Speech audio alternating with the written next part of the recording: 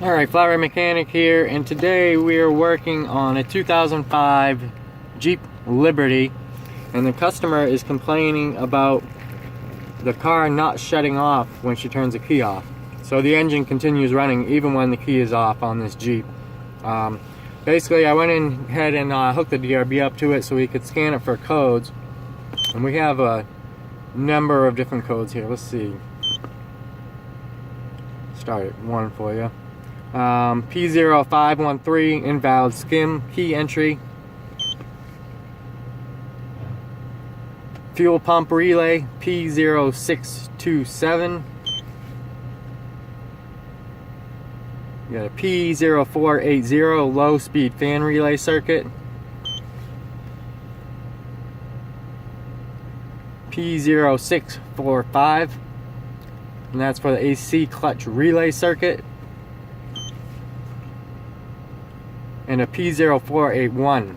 Now I did some research on these codes, and basically what I found is all these circuits are fed off the ignition switch feed circuit. So, and she's complaining of this not shutting off when she turns the key off. So let me see if it's actually going to do it right now.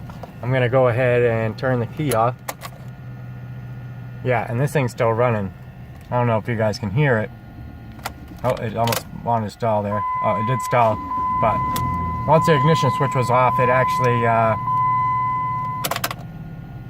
yeah, see, it's still running, and there it goes. It just stalled there. Yeah. Okay. So it's probably shutting the fuel pump off, but it's letting these other things run. So, but yeah, I did some research on this, and I actually tested the back of this ignition switch here, and which is the electronic portion of the switch, not the actual mechanical part here.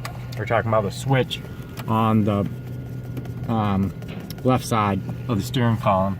So that's actually what it's going to take to fix this problem. It should take care of all of our check engine light codes, and it should also take care of this Jeep not shutting off with the key.